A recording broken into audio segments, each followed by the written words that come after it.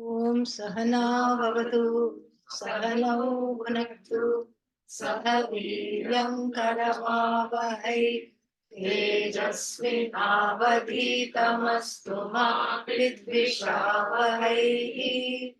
Om Shanti Shanti Shanti. What are we waiting for? What was the cliffhanger? What was the question? Huh? How will the Papa go just by studying Vedanta? It's like one of those, what is that called? Lal Kitab remedy. There is one Lal Kitab, red book remedy. Some kind of an astrological things. You heard of Lal Kitab remedies? Yeah. And so it says that if you're suffering from something, do something else, Feed a black dog some curd rice. Feeding a black dog curd rice. How will it give me this? What is the connection? That's how it feels like here. But we know that this is not, this is all about vichara. So there must be a reason. So apiched papebhyah apichedasi papebhyah papakrittamaha.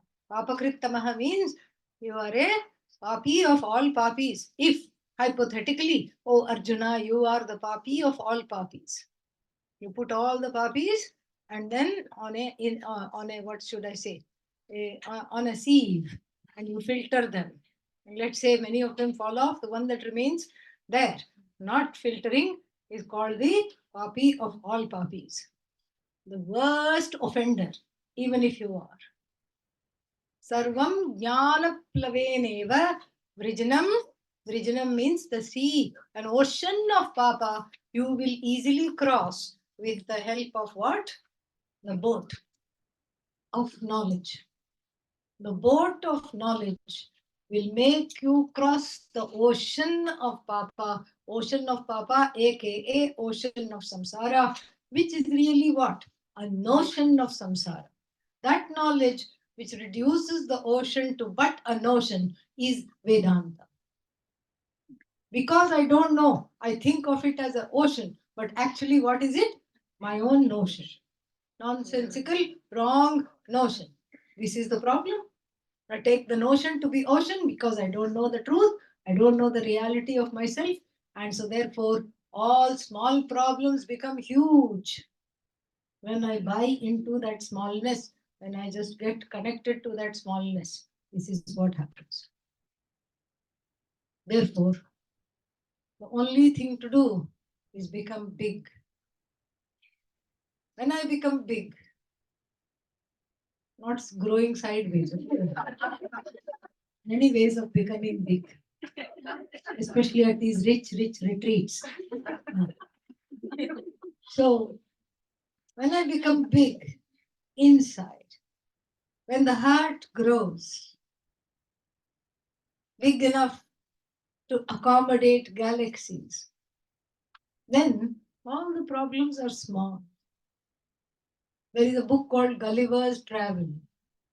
First he goes to the land of the giants. And then what? He has to be always afraid somebody is going to step on me, somebody is going to trample me. He's always afraid. Everything is big. The grasses are big, the grasshoppers are big, the raindrops are like a deluge. Everything is big. Not to mention the people. When they talk in whispers, it feels like a tornado. It's just like that. The person is afraid, helpless, and scared. That's how that chapter ends. Next chapter, where he goes? Land of the Lilliputs. Completely different. And what happens there? He finds himself washed ashore and then unconscious, and all these little people, the land of the little people, they take one hair from his head and nail it down because they are afraid of him. He is not afraid of them, they are afraid of him. And they spend several hours attaching each hair to what they think is a stake, which is nailed to the ground. For him, it's like a toothpick. It's not like a big bolt and everything. So he comes to, he opens his eyes and just turns his head. All of the tethers come loose. And now the shoe is literally on the other foot. They are afraid of him. He has become bigger. This is all a metaphor. Even the Gulliver's Travel, the whole book is a very beautiful metaphor about how to understand the journey of life. Perhaps that person had some exposure to Vedanta. Possible. How to become bigger than your problems? When I live in this bigness, and the problems appear very small, handleable, like babies. And we have such examples even in the Puranas. Anasuya, a sage, suddenly finds herself in an impossible situation. Having promised to Devatas that she will appear nude in front of them and serve them food. It's a terrible situation, but she's caught in a bind. What does she do? Put some mantrified water on them, and then very soon they become 3-month-old babies. Very happily, she breastfeeds them without any clothes on, no problem at all. This is how one goes. These are all very beautiful teachings. Beautiful teachings put in a simple language for us to understand and assimilate. And so, the study of Vedanta, how to become big like this, is through the study of Vedanta. Yeah, but it is still not clear how study of Vedanta will make me big. Because the I is identified with everything that is small. Body, small. Finite. Mind, finite. Mind is finite because the only thing you can say about the mind is never mind. That's all. Mind, finite, body, finite, senses, finite, everything finite, finite, finite, finite. And with that, I am attached. To that, I am identified. And so the world looks big, scary. And I am always warding off obstacles, warding off this. I'm a helpless, hopeless, jaded, faded jiva. This becomes my resume. Enter Vedanta. First, Vedanta makes a clear demarcation. You are not the body, you are not the mind, you are not the senses, you are not anything that you can observe. So all of them are what? Anatma means not Atma. What are you? Atma. What is Atma? That consciousness which lives in and as everything without becoming any one thing. It is the ear of the ear, it is the eye of the eye, it is what makes the eyes see, it is what makes the ears hear, it is what makes the mind think, it is what makes the speech happen. Yet it is not any one thing that can be objectified. I learned to identify with that, and the interim step to identifying with that is first to identify with the Sakshi, the observer. This is a safe little place. Before I assimilate the knowledge, identifying with the Sakshi, Sakshita, Sakshi Bhava is very, very important because I am Sakshin. Sakshin in the Sakshi Bhava. That's what it is. And so when I am the Sakshi, then nothing affects because I'm the observer. The observer is not affected by what is observed. This is a very important maxim. Because if I were affected, then I could not observe. If I can observe, that means I am not affected. This is not a pramana vakya. This is something which is anubhuti vakya. This can be experienced. I can experience this.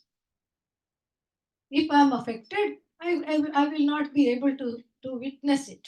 If I am describing how I am affected, that means I am not affected ultimately. I'm as though affected, and this is what I have to see, I have to assimilate, I have to understand. Then the Sakshi resolves into that Satchidananda, into that consciousness, which is the truth of this universe, which is Jagat Paranam Brahma Ishvara, Bhagavan. That is exactly the steps of this knowledge. And in this, something very important happens. One loses doership. The notion, I am the Karta, Kartritva Buddhi, drops in the wake of this knowledge. If I am not Karta, then I am not guilty. What did I do? Nothing. And then Bhoktritva Buddhi. What is Bhoktritva Buddhi? The experiencership also drops in the wake of this knowledge. There is no doership, there is no experiencership. Doer is me, I am not the doer. Experiencer is me, I am not the experiencer. It's all a one-way, partial negation. Because without me, there is no doer, but I am not the doer.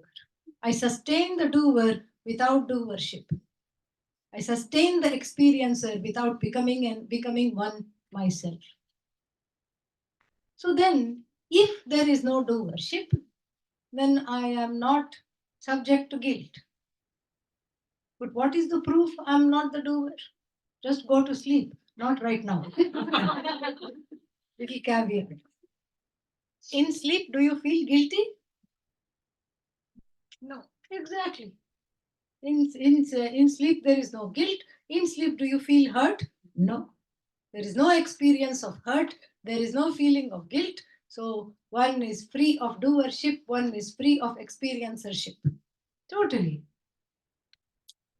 So what one senses in sleep, if one does not sense during the waking moments, then we have what is called a contradiction, vyabhichara in Sanskrit.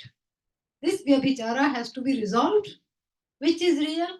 Is what I experience in sleep is real, or the guilty, hurty feeling during the day is real? What is real? Some people will say both are real. Both cannot be real. Why? Because one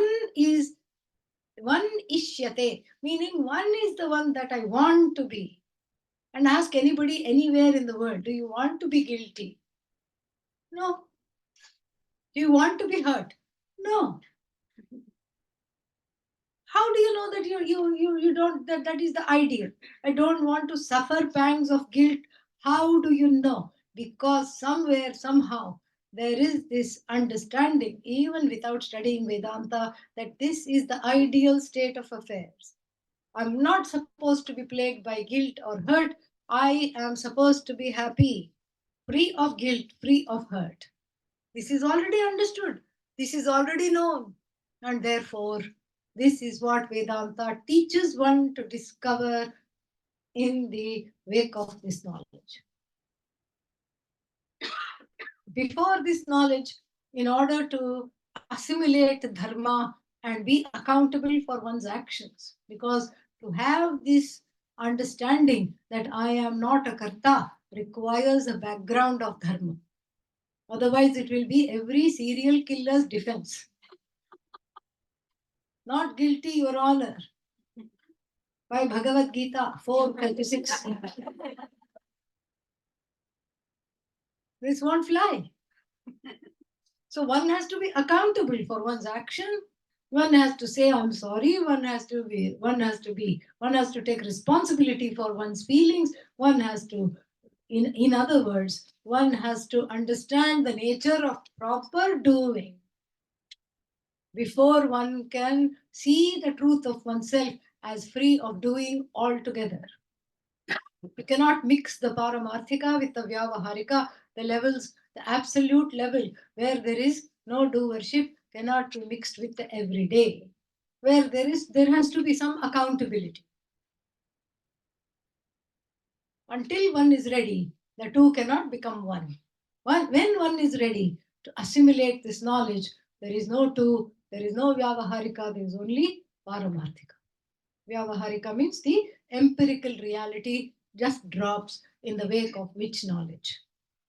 So the kartritva buddhi goes as a result of this knowledge. So does bhoktritvam. It also goes as a result of this knowledge. then what happens? Then all that is there is one's own glory. That's all there is glory, glory, glory, very glorious, because there is nothing to inhibit me experiencing the glory. So here, when we say kartritvam, doership drops. How does it drop? It drops in the wake of this knowledge, just like a bad dream drops when you wake up. If supposing there are three fellows chasing you in the dream, running, running, running, you are outrunning them, but they are catching you up. Suddenly you wake up. Do you continue to run after waking up? No. Because you have falsified the one who was running away. The one who was running away was in a different situation, and in what is exemplified, the one who was running away is the one that was besought by Ajnanam, Atma Ajnanam. And who are the three fellows? Prarabdha, Sanchita, Agami. Three forms of karma. That's why three fellows. One would have been enough, scary enough. So we say there are three forms of karma. Prarabdha, that which you are born with. Sanchita, that which is there in your account. An unending amount of karma. And then Agami, that which one is going to do in this life, which is going to go back to Sanchita. So three fellows are chasing me, and then I make them into a dream because I wake out of that reality. It's just like a dead man's bank account. Who does the money go to? Let's say the person did not write a will, died intestate. And so then who does that money go to? He's not there to claim. The person is not there to claim. This is how kartritvam drops. This is how bhoktritvam drops. In the wake of the droppage, the dropping of the kartritvam and the bhoktritvam, guilt and hurt drop. Therefore, apichedasi papebhyah papakrittamah sarvam jnanaplaveneva vrijinam. Vrijinam means papa. The ocean of papa, you are going to cross over with the boat of this knowledge. Because this knowledge makes you awaken to the reality that you are neither the doer nor what? Done in by other people's doings. That is the idea. Then the next assurance is again a very famous verse. It comes at the end of the 9th chapter and also towards the end of the Bhagavad Gita itself. And then this is a very beautiful verse, very important verse, and we'll see the significance of it and how it connects to this one first before we chant it. And so the assurance that I am free of guilt and hurt, and how, so it is very welcome. But then it leaves a lingering question. What is the question? How do I get there? What do I do to get there? And again, the whole idea is devotion. And here one is encouraged to be a different kind of a devotee. Not the devotee who has some kind of a, what is that, some kind of a particularly directed bhakti, but a devotee who sees Bhagavan everywhere and everything. Sarvatma Bhava is basically being pointed out. Yeah.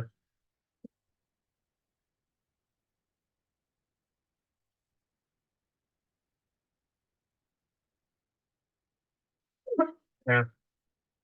Manmana bhava madbhaktah madhyaji mam namaskuru Madhyaji mam namaskuru. vaishyasi satyam te Mame vaisyasi satyam te. jnane priyosi me. Jnane priyosi me. Manmana bhava madbhaktah So Yaji mam namaskuru. Namaskuru. Mame vaishyasi satyam te. Pratijane priyosi me. This is slightly different in the ninth chapter. But then why is this one quoted instead of the ninth chapter? Because of the word pratijane, I promise. Because the promise is here. That's why. And what do I promise? You priyaha asi me. You are beloved to me. Nay, you are actually one with me. This is what is the idea. And then so here the word bhava should be carried after every word. Manmana bhava. Bhava means please be. Manmana bhava. Be the one whose mind is never away from me. Mad bhakto bhava. Be my devotee. Madhyaji bhava. Be the one who all of whose worship is for me alone. Mam namaskuru. And don't add bhava. Yeah, namaskuru itself is the verb. Kuru. So, Mam namaskuru. Make me the altar of your surrender. And then what will happen as a result? Mameva eshyasi. You will gain me alone. Satyam. Satyam te. This is the truth and this is what I promise you. And you gaining me, you become what? Dear to me. Because you are non-separate from me. This is the idea. But then it requires some discussion. Manmana bhava means what? People will translate it as be the one who thinks of me all the time. Okay, first thought, God. Second thought, God. Third thought, odd. Naturally, I'll get distracted. I'll see a dog. Dog replaces God. This is what will happen. I will get totally distracted. Something I see, something I hear, everything will be. This is a problem. That's why people come to me and say, I can't put my mind on God. God is not an object of thought. God is not an object. It is the content, the truth of the subject, which is you. So therefore, to think of God as an object, it requires, it requires doing a headstand, really. It's all upside down. For the sake of developing chitta nischalata, meaning to have a mind that stays, we encourage japa. Om Namah Shivaya, Om Namo Bhagavate Vasudevaya. All this we can do. For the sake of encouraging bhakti, shraddha, and a single pointedness of the mind, to steady the mind, we do this as a practice. But this is not the reality. It is simply a means, not the end. You cannot confuse the means for the end. If we confuse the means for the end, it is the end of the spiritual quest. Cannot confuse the means for the end. This is just a means to develop concentration. That's really what it is. And a staying power of the mind. That's all it is. So here, manmana bhava means to be able to see this fact. Wherever the mind goes, wherever the mind wanders, what is there at the end of it? Bhagavan. This is how I have to see it. Step number 1. Yatra yatra manoyati, tatra tatra tava pada pankajam. This is a very evolved form of bhakti. Wherever the mind wanders, there I see your lotus feet. Oh Lord. This is what one can do. One can help oneself with this attitude. What if the mind goes to certain annoying things? Bhagavan's feet. Annoying people, Bhagavan's feet. Annoying circumstances, Bhagavan. Everything is Bhagavan. So this Bhagavad Darshanam becomes very easy when I don't try to look for Bhagavan in a particular form or in certain forms, but I see Bhagavan as Wherever the eyes fall, there is Bhagavan. Wherever the mind goes, there is Bhagavan. At the end of it is Bhagavan. Step number one. Then this too one evolves out of, one graduates out of this as well and gets to the next place, which is expressed in this manner: Yatra yatra mano yati, tatra tatra samadhayah. A sentence, a verse from a portion of the verse from the Drishya Viveka, a very celebrated, highly celebrated work of Vedanta, attributed to Adi Shankara. Yatra yatra mano yati, wherever the mind goes, tatra tatra samadhayah. Samadhayah means resolution. Resolution of what? Of the mind itself. There is no mind to mind. There is no mind. What is there? There is no thinker. There is no object of thought separate from Ishvara. There is no thinker separate from Ishvara. There is nothing other than Ishvara, and that Ishvara doesn't have name, doesn't have form. It is in the form of that consciousness, because of which I am aware of my mind and I am aware of the objects that drop in. This is how the Kenopanishad begins. Because of whose power do the thoughts drop in the mind? That power is that consciousness. That Brahman is indeed that power, without name, without form. So, in every thought, there is what? I, the thinker. Subject is present. Without the subject, there can be no thought. What else is present in a thought? Subject and object. So, suppose I'm thinking of something. Apple. So, apple thought is there. So, that means what? Apple is there. Object of thought is there. Thinker, I is there. Thinker of the apple and object, apple is there. And then, why am I thinking of apple? Because it's in front of me. Let us say, I'm looking at the apple. So, therefore, apple thought is there because apple is there in front. So, I, thinker. I, experiencer of what? Apple, object of experience, object of sight, object of thought. Thinker thought.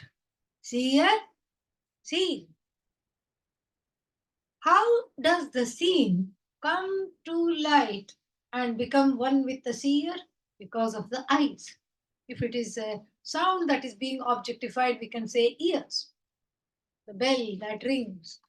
To say what? End of break. Leave your snacks, come down. That is what it is. So, this is the tripod, triputi. Seer, seen, sight. The sight is the setu, which connects the seer to the seen. Bridge. Seer, seen, sight, thinker, thought, process of thinking, hearer, heard, and hearing. All these things like this, everything is divided into three. And one is used to identifying with the hearer or identifying with the eye, and then not with the object of thought. And if I identify with the object of thought, I can't identify with the subject. Like this, there is one always experiences the world in fragments.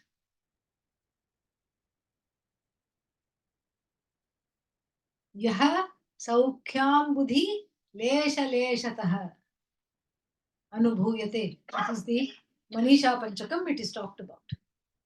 Everybody just sips a little portion of this infinity, which is oneself, which is in the form of ananda, which is in the form of unbridled limitlessness, unbridled joy, if you want, or limitlessness. Why? Because I'm trapped in this tripod.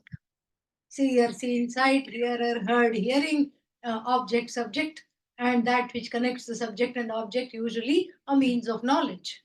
This is the problem. And from this awareness, which is useful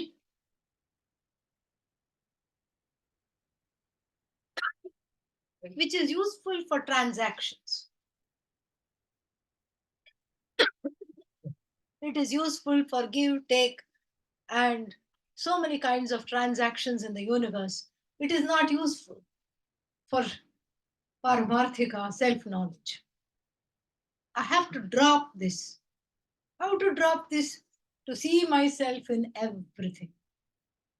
To see myself not as the thinker, not as the seer, not as the subject, nor as the object, nor as the means of knowledge, but that which is invariable in every thought.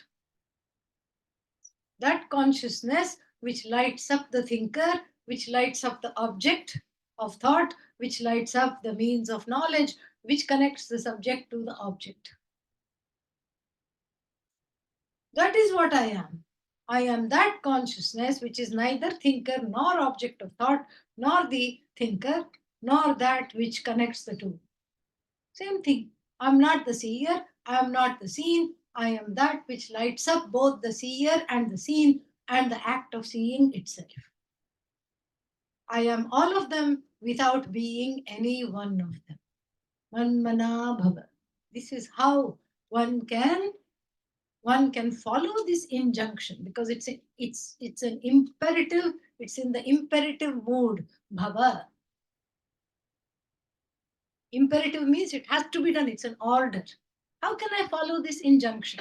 This is the only way. I am that because of which sight takes place, because of which the object comes to light. I am that because of which the subject itself comes to light as the subject. I'm neither subject nor object, yet without me, there is no subject or object.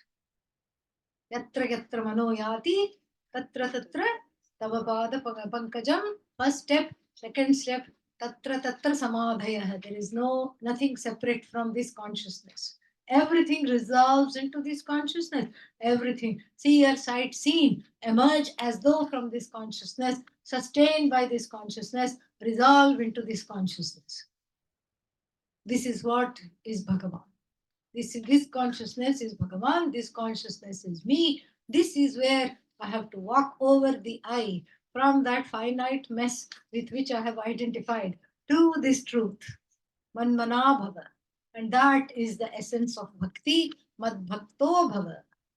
Madhyaji bhava. After that, whatever you do is a plus. It's like the icing on the cake. Mam namaskuru. Be the one who worships me in this particular form. Seeing everything as myself alone, not externally alone, even internally, through the very subtle process of thought, thinker, and mode of thinking, seer, seen, sight, etc. Even through the subtle divisions inside are all resolved. And then what will happen? Mameva eshyasi satyam te. This is the truth, and I promise you because you are beloved to me, and whoever is beloved, you don't make a false promise to the one who is beloved. So therefore, this is the reality. This is the reality. Then this assurance should be enough. It's the assurance of all assurances. But then there is a question that lingers, which the next verse answers. What is that? What is that question that lingers? What is the phala? इससे मुझे क्या मिलेगा? What will I get out of this? Like I said yesterday, even a simple shloka one cannot chant without phalashruti. Phalashruti means, what will I get out of this? If I chant this, what will happen? If I chant that, what will happen? If I do this, what will I get? Are we 5 years old? Apparently forever. Even at 95, there is an inner 5-year-old that's asking this question. I want a reward. I have been good. I have done as I have been told. What am I going to get out of this? Give me, give me. तेषामहं समुद्धर्ता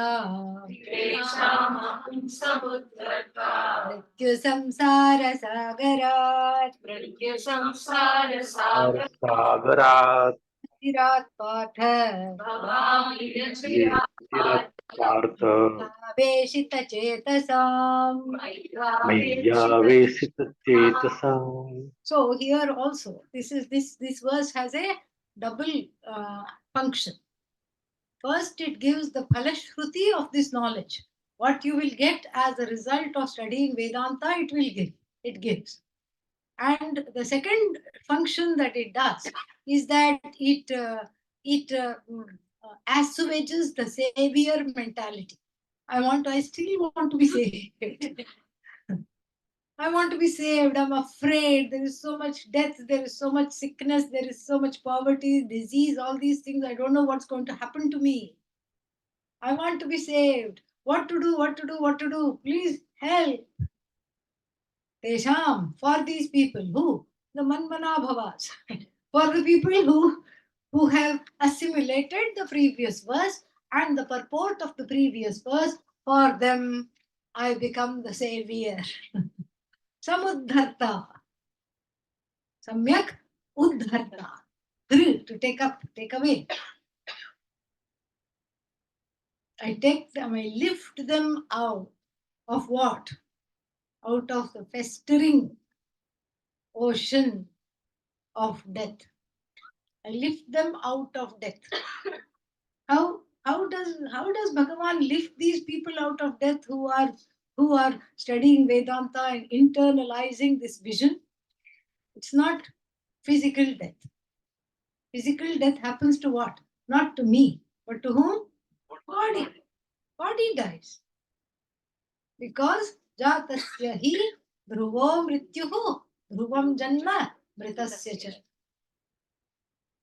That which is born has to die. That which is not yet born, that it has to be born. Subject to birth, subject to death. This is what it is. It is a law of the world, law of life. Therefore, there is some kind of a stasis, a stagnation. Death, birth, death, birth, death, birth. How long? And in fact, we don't even have to think of death as a final event. Every day we die small deaths. Every disappointment is a death. Every single ending is a death. Somebody who was friends is no longer friends. Separation. Every separation is a death. Every fear is a death. Every sorrow is a death. Every day we die small, small deaths. In fact, those are more painful than the final event. Final event, one doesn't even see it. One is not witnessing it because one is going through it, the transition. And so the anticipation of the final death is much more scary than the event itself. And so therefore here, the small, small deaths of the everyday, which paralyze oneself, that is what is the problem. That is what it is called the Mrityu Samsara Sagaraha.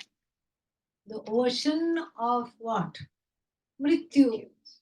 And that ocean of Mrityu is itself samsara. Mrityu is itself samsara. Mrityu eva samsara. That is what it is. Mrityu samsara. And this samsarasya sagara. This is Mrityu samsara sagara. The ocean of samsara, which is nothing other than finitude. When we think of ocean, we think of infinite because we can't see the other side of the shore.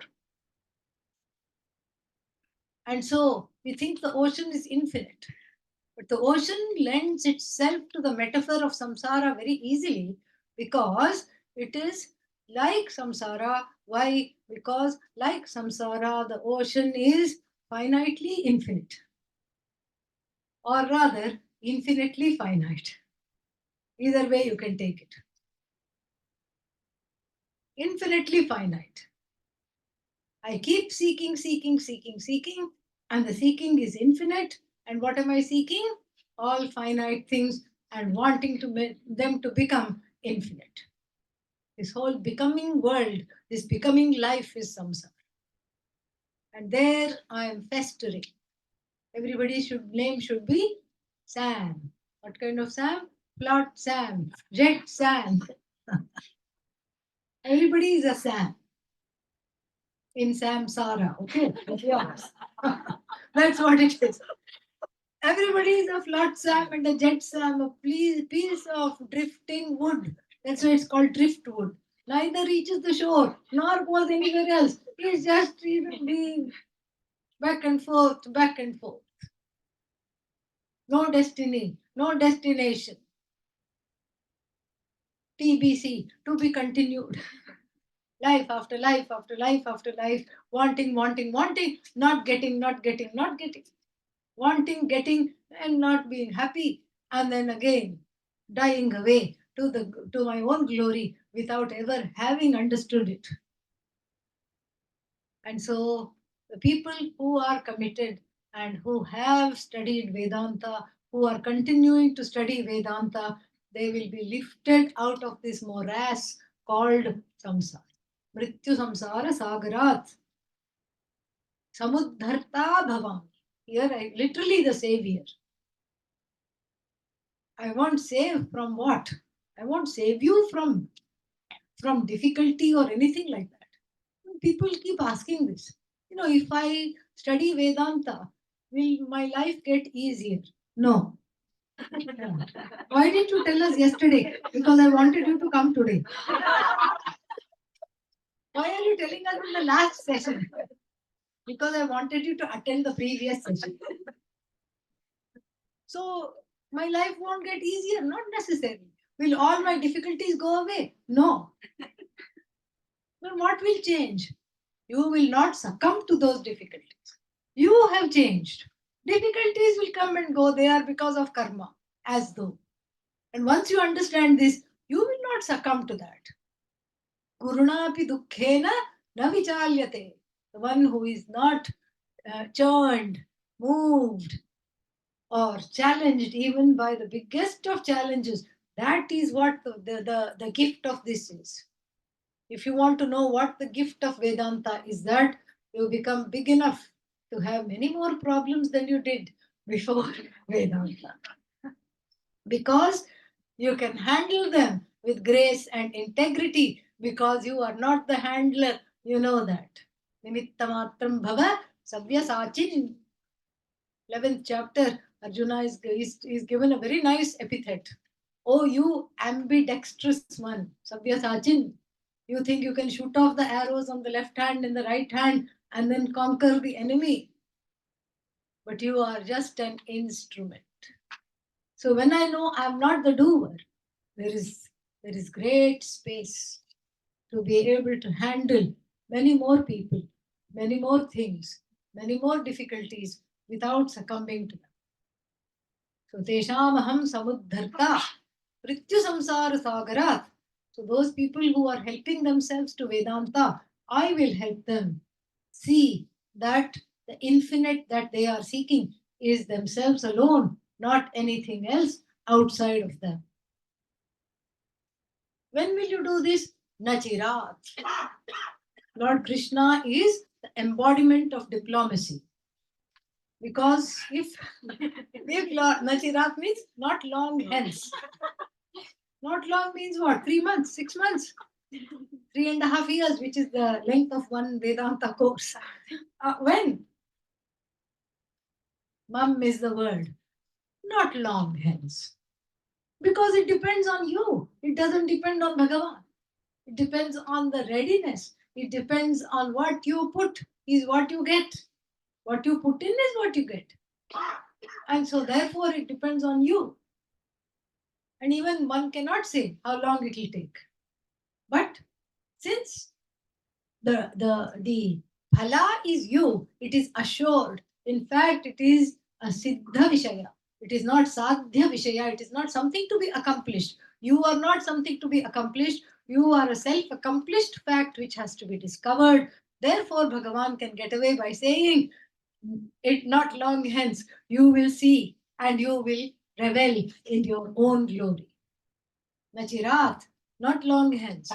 I will be I will take you out of this morass called samsara, this unending death. And then, uh, for whom? Mayi aveshita chetasam. For the people who are one with me, who are dedicated to discovering me as the truth of themselves. This is a very, very wonderful thing, because this is a very timely promise. Because Manmana Bhava, okay, very difficult, but then I still have this feeling. What about my guilt? What about my hurt? How will I come out of this? This is how one will come out of this, and it is a very timely and beautiful uh, promise. And then the last promise is again a very famous verse, and it is considered the final verse of teaching in the Bhagavad Gita. After this, there is about 10 verses more, 8 to 10 verses, and they are all Arjuna finding himself free of delusion. And then Sanjaya concluding the whole thing. Because Sanjaya begins the narration. So from the battlefield, we go back to the living room of the palace, where the narration is taking place. So it's a nice way of tying it together. So therefore, this is the last teaching verse. Sarvadharman parityajya सर्वधर्मान् परित्यज्य tam sharanam vraja मामेकं शरणं Vraj sarva papebhyah सर्वपापेभ्यो kshayishyami ma shuchah मोक्षयिष्यामि मा शुचः sarvadharman parityajya परित्यज्य ekam मामेकं sharanam शरणं vraja Vraj aham tva अहं त्वा sarva papebhyah सर्वपापेभ्यो Ksharishyami ma मोक्षयिष्यामि मा shuchah. शुचः Again, a very confusing verse, because the word dharma is translated variously. So one starts to think that dharma is religion. And so the one translate it as leave all religions and only I should be your religion. Very dangerous. That's not what is intended here. Dharma is what? Is the end, the attitude with which everything is done. Righteous living means what? How is righteous living attained? Through actions. So dharma must be translated as karma. Sarva karmani parityajya. All actions. Having given up. When are the actions given up? When the results of action are given up. That's when you can give up the actions. When I do not have a penchant or a proclivity or an attachment to a certain outcome, then only the action becomes useless. The action becomes fully non-functional and of no consequence when what is at the other side of the action, namely the result of action, is not seen as important. Why is the result of action not important? Because it is finite. Action is what? Finite. So finite action begets what? Finite results. The finite can never give birth to the infinite. Never. Because the infinite is not a product, it is you. So the infinite is not something to pursue outside of myself. And this, if I know, then my relationship with action changes totally. There is a very beautiful Brihadaranyaka mantra. Atmanam ched vijaniyat. Ayamasmi iti purushah. Kimartham kasya kamaya shariram anusanjvaret. On this particular mantra, almost 295 to 297 verses of the seventh chapter of the Panchadashi, the Swami Vidyaranya has composed, just unfolding this particular mantra. Chet means if. If one knows the Atma. Why the if? Adi Shankara says in the Bhashya, the word Chet comes because it is difficult and people tend to give up before they can commit to this pursuit. Atmanam Chet Vijaniyat. If one knows the Atma, Ahamasmi, Ayamasmi, this Brahman is myself alone, if one knows. Therefore, Tataha, Kimartham, for what purpose? Kasya Kamaya, to gain which desire or which object of desire? Shariram Anusanjvaret. Why will I get go? Why will this person who understands that the person is Purusha himself, herself? Purusha Sarvan Purayati. That which completes everything, that which is everything. When the person comes to know why, oh, why will this person get into a feverish set of activities to gain what? To experience what? Very beautiful. So here also, it is a similar thing. Sarva dharman parityajya. Give up these pursuits because they are what?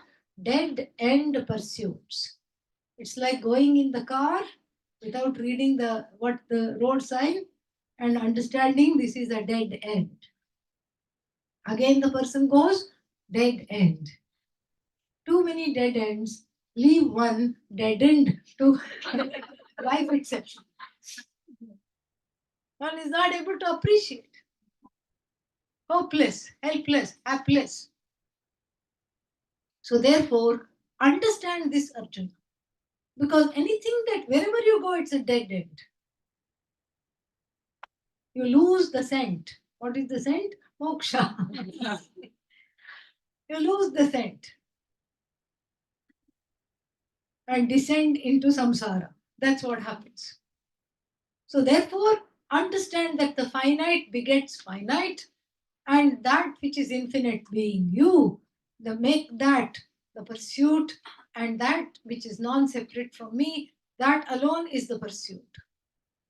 But that orientation has to change. Sarva dharman parityajya. Give up all activities which are dead ends.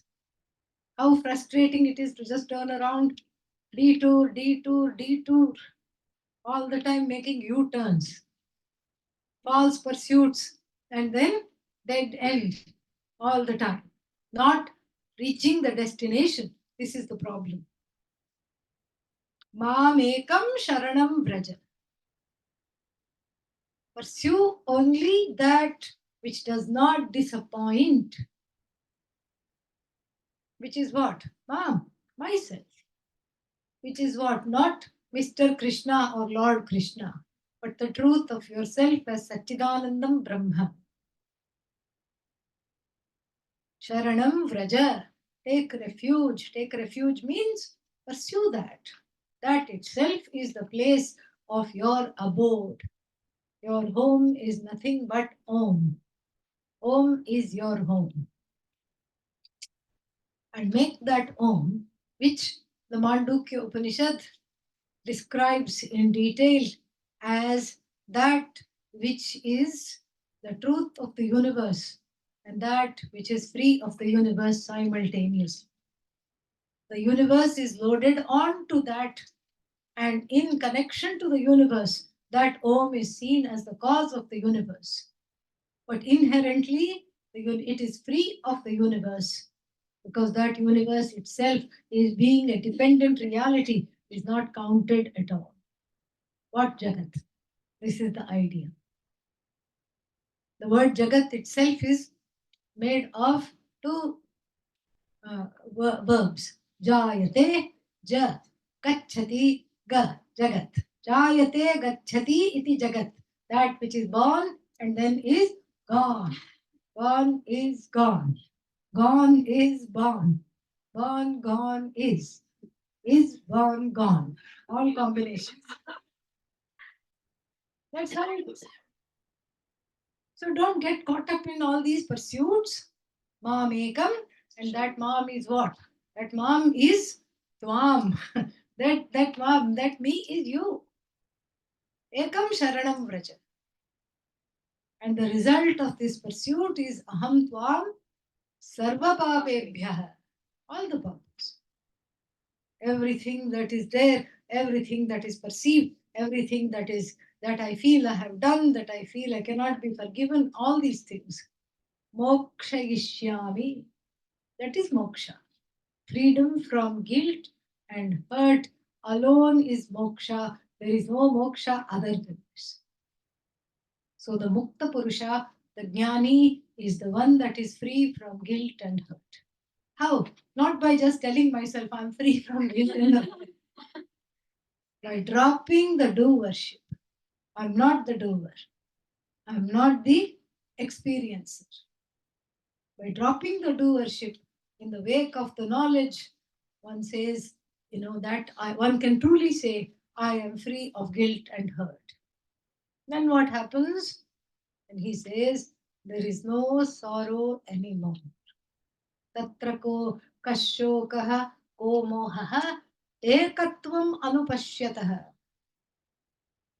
Kashokaha ko mohaha. Ishopanishad.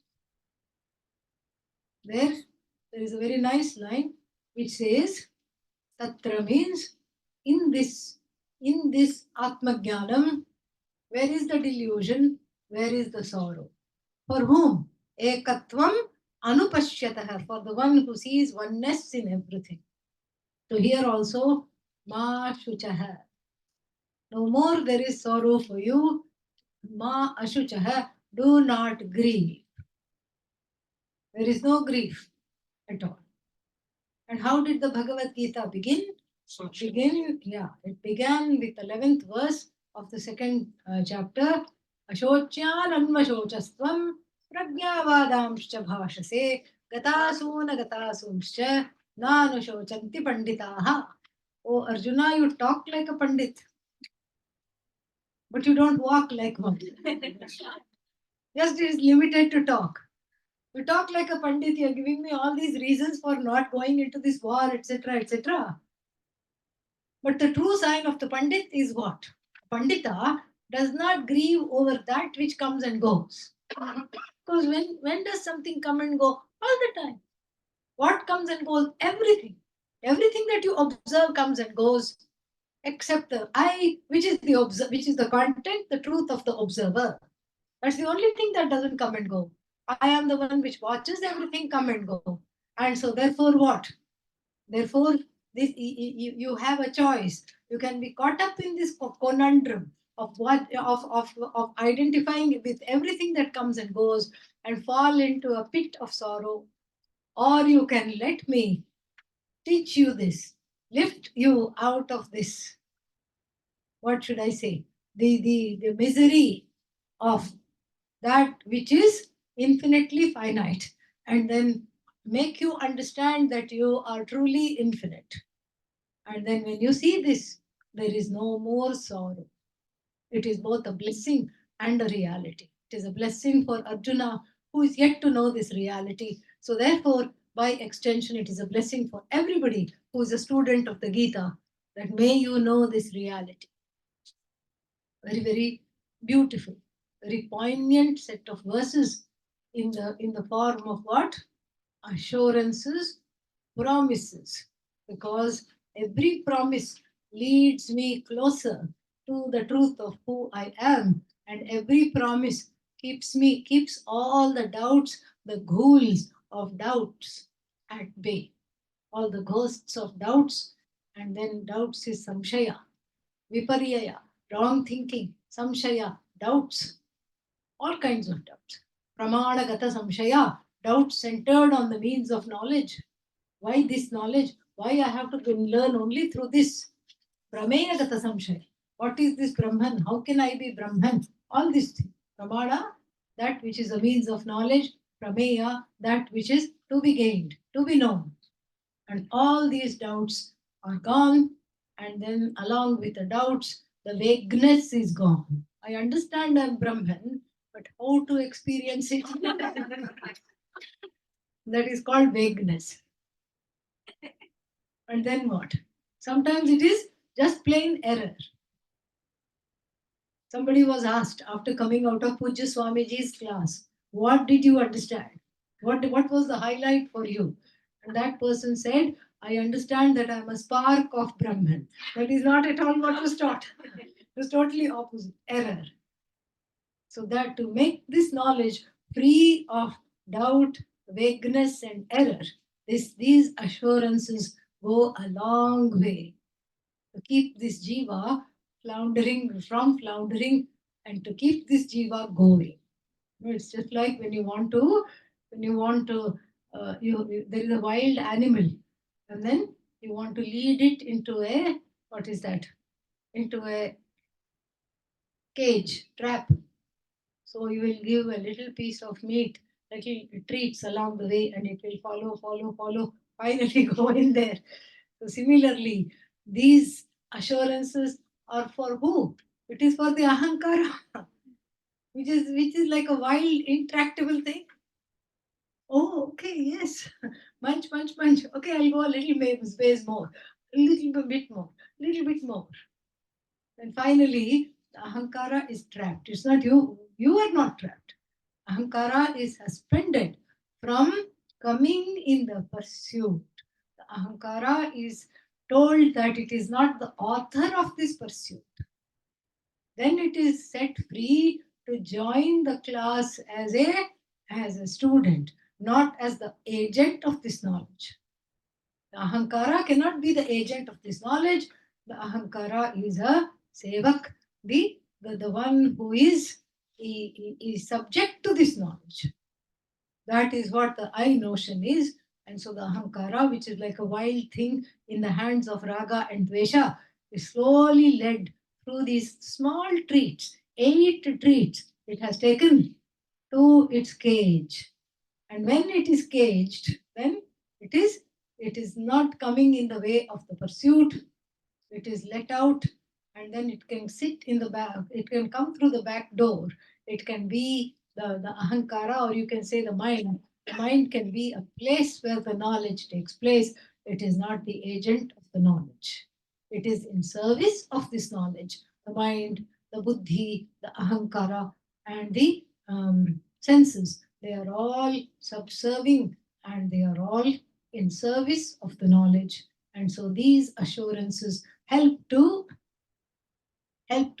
get out of the way what needs to be got out of the way in terms of difficulties, dissociation, fears, resistance, blocks, etc. So the path forward is free of all impediments, and the gain of the knowledge is assured. Thank you. ॐ पूर्णमदः पूर्णमिदं पूर्णात् पूर्णमुदच्यते पूर्णस्य पूर्णमादाय पूर्णमेवावशिष्यते ॐ शान्तिः हरिः ॐ श्रीगुरुभ्यो नमः हरिः ॐ. Few questions I can take.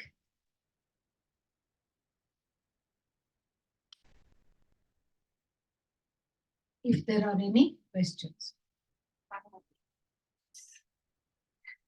Of course you do. So the prayer is no will. Committee of said that there's no will in prayer. And The will is free in the prayer. will is free. Ah. Yeah.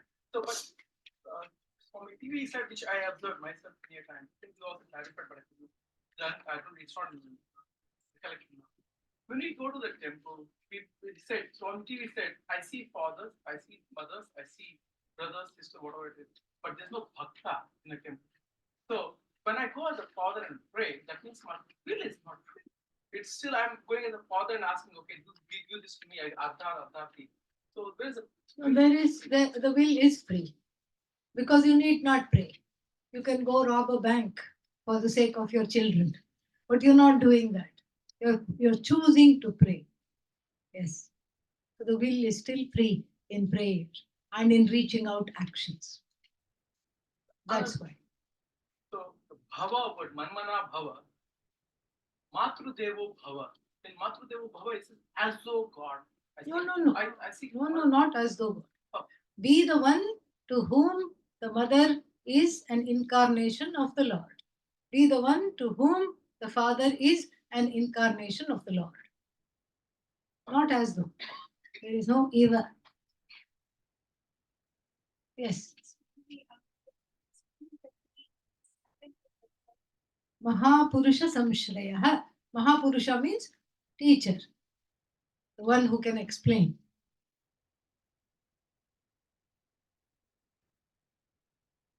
Any other questions? What is the role of grief in our growth? More grief means more impetus to seek Ishvara. That is nice. That's a good way of looking at it. Grief makes me ask questions, which makes me look at, go closer to Ishvara. This is very, very wonderful. Okay? Om Sarve Bhavantu Sukhina. Sarve Santu Niramaya. Sarve Bhadrani Pashyantu. Ma Kashyat Dukha Bhavet. Asato Ma Sadgamaya. Tamaso Ma Jyotirgamaya. Mrityorma Amritam Gamaya. Om पूर्ण पूर्णमुदच्यते पूर्णस्य पूर्णमादाय पूर्णमेवावशिष्यते ॐ शान्ति शान्ति शान्तिः हरिः ॐ श्रीगुरुभ्यो नमः हरिः ॐ. Thank you, Swamiji. We'll finish this and come up. All the best. Hari Om. Hari Om. Thank you. Thank you, Swamiji. Thank you, Swamiji.